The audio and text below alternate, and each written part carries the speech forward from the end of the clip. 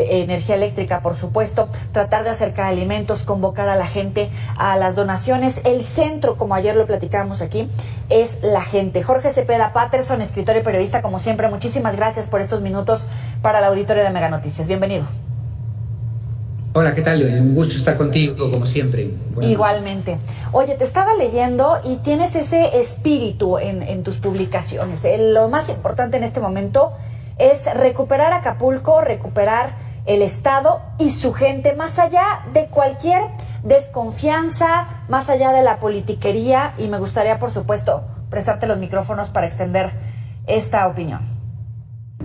Sí, básicamente el de hacer un exhorto a los colegas, a los actores políticos, a los protagonistas de la escena pública, porque en efecto creo que estamos dejando a deber, en el sentido de que frente a esta enorme tragedia que tiene pasando quizá por sus peores momentos de vida a casi 1 millón de compatriotas, muchos de esta escena pública no han podido resistir la tentación de convertirlo en material para el debate político y llevar agua a su propio molino, en el sentido de que cuando la opinión pública está tan sensible por el dolor de tantos, hay tanta rabia también, frustración por los malos momentos que se está viviendo como resultado de un desastre natural, es propicio para la construcción de villanos, de ver a quién se le puede echar la culpa,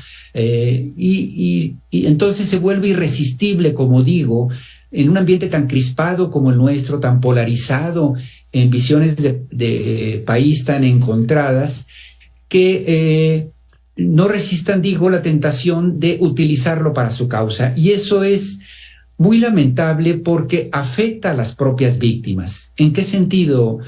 Bueno, lo vimos en los primeros días, que tanto desinformación o información distorsionada o exagerada sobre las dificultades para hacer llegar los donativos a la zona, cosa por demás explicable porque, entre otras cosas, las vías de comunicación estaban destruidas en las primeras horas, después de acusaciones de que el gobierno no se estaba parando por allá, que el ejército estaba deteniendo, incluso está golpeando a gente que llevaba donaciones. Luego se mostró que había mucho de infundios, incluso de materiales fabricados artificialmente, testimonios inventados para generar esa actitud.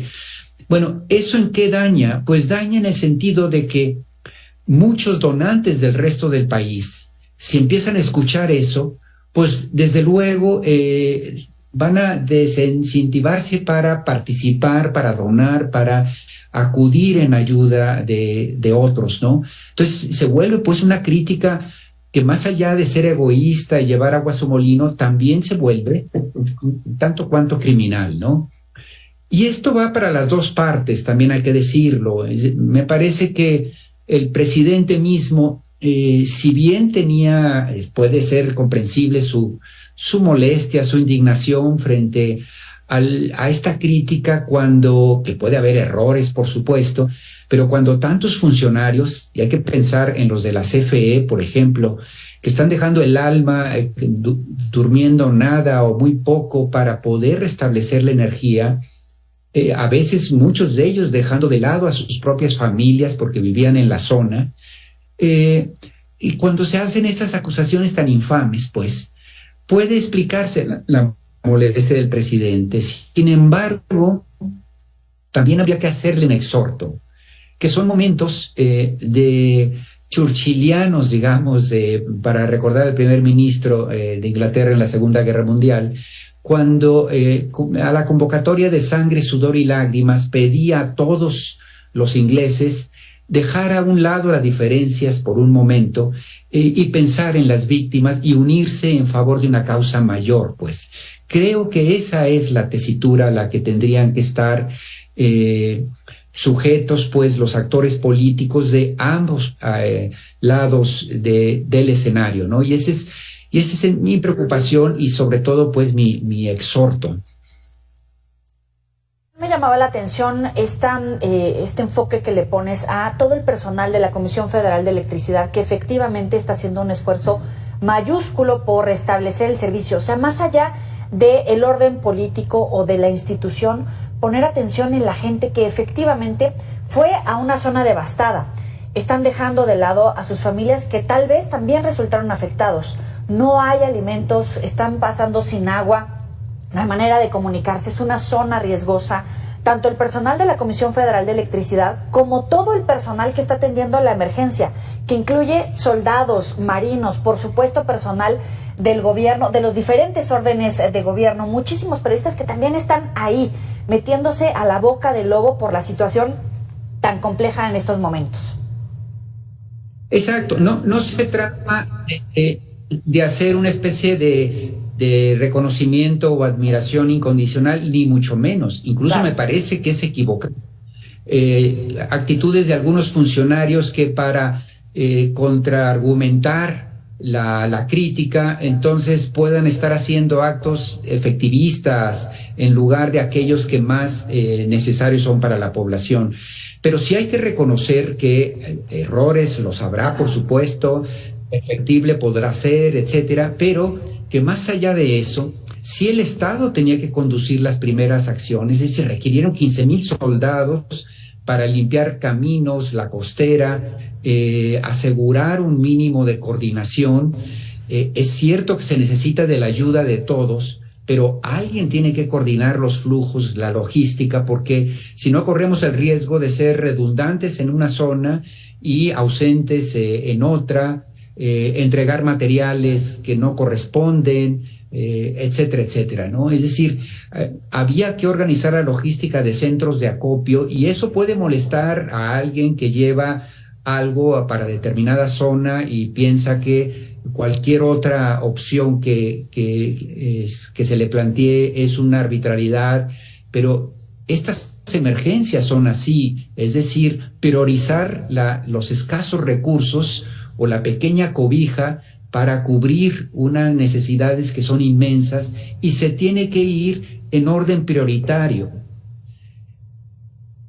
Por eso que la prensa crítica, adversa a la 4T, vaya a cubrir las zonas a las que todavía no llega, tratando de proyectarlo como si esa fuera toda la realidad, o de necesidades que van a atenderse en segundo término, y primero había que restablecer lo que se está restableciendo,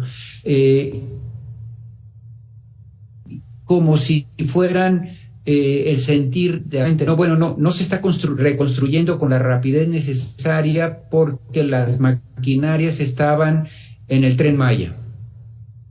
Bueno, las maquinarias habrían estado o en San Luis Potosí haciendo carreteras o en Nuevo León haciendo parques industriales, no iban a estar en la costera de Acapulco. Son comentarios de mala leche como si Acapulco, no sé si me explico.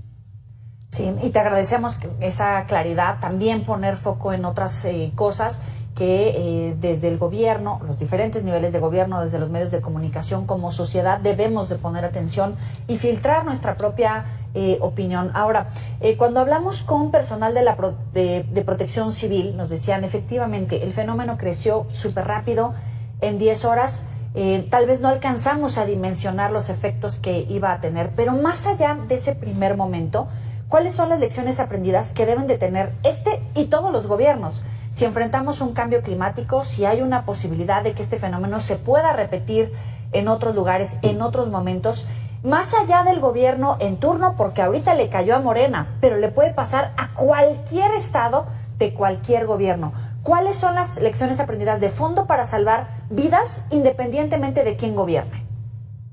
Exacto, es muy pertinente lo que dices, porque ya más allá de la politización y de la casaca política de cada quien, en realidad como sociedad sí tenemos que ser mucho más responsables.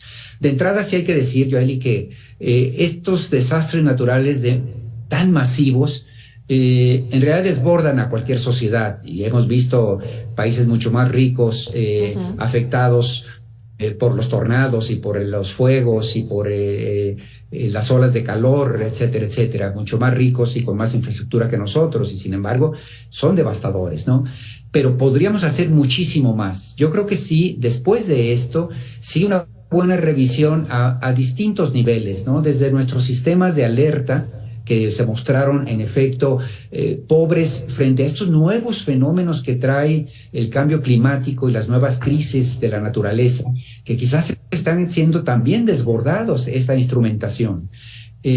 Segundo, yo creo que la posibilidad de empezar a reconstruir Acapulco tendría que hacerse también con criterios ya de mediano y largo plazo, que no solo visualicen las vacas gordas, sino también estos momentos en donde queda tan vulnerable, pues, por un tipo de construcción, por un tipo de asentamiento, por la ausencia de mecanismos de protección. Por ejemplo, los departamentos de Acapulco prácticamente no se usaban las cortinas de hierro, que sí ya son lo propio, lo que se hace en el Caribe, en Cancún, después de los ciclones que han recibido allá, ¿no? Habría sido infinitamente menor el daño, por lo menos en el interior de los edificios, si se tuvieran ese tipo de mecanismos. Y luego tendremos que hacer mucho porque se estima un costo de reconstrucción de 200,000 millones de pesos, 250,000 millones de pesos. Ningún gobierno los tiene disponibles. Va a ser un trabajo entre todos de estrategias fiscales, de estrategias financieras, de generosidad de gobiernos, organizaciones y sociedad civil.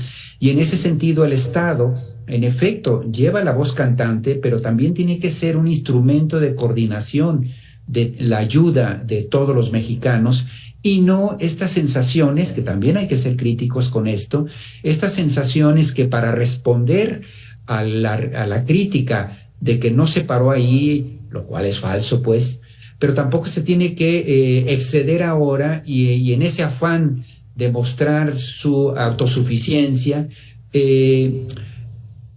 limitar las posibilidades de participación del conjunto de la sociedad mexicana. Mucho por hacer.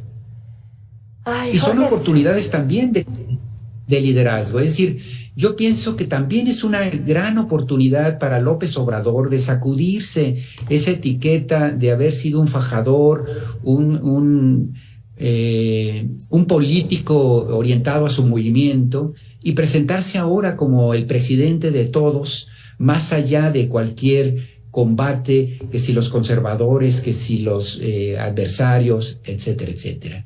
Unirnos en esta causa común. Sí, y además en tiempos tan adversos, tan retadores como los que vivimos ahora o los que vivimos frente a diferentes desastres naturales o retos políticos como la elección presidencial que viene, es momento precisamente de repensar ser presidente de todos y unir, ser un punto de encuentro desde todas las aristas, ¿no? También la oposición, por supuesto, también toda la sociedad crítica, aunque pueda ser crítica y pensante, tener esa altura de miras. Jorge Cepeda Patterson, escritor, periodista, como siempre te agradezco estos minutos para la auditoría de Mega Noticias. Ha sido un gusto. Buenas noches. Buenas noches. Sabe que puede recuperar estas entrevistas en los próximos espacios informativos, contrastar, valorar la opinión de personalidades y voces tan acreditadas como hace unos momentos aquí Jorge Cepeda, las que les hemos venido presentando a lo largo de la semana. Ahora, el gobierno ha anunciado un amplio paquete de estímulos fiscales para la reconstrucción